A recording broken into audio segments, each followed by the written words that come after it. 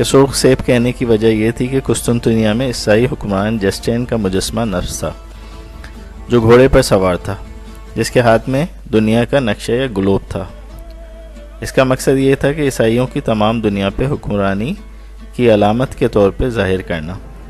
ترک اس گلوب کو سرخ سیب کہتے تھے اور اس کو حاصل کرنے یعنی بالفاظ دیگر عیسائی حکمرانی کی جگہ دنیا بھر میں ترک حکمرانی کے لیے سرخ سیب حاصل کرنا چاہتے تھے اور قسطنطنیہ کو فتح کرنا چاہتے تھے۔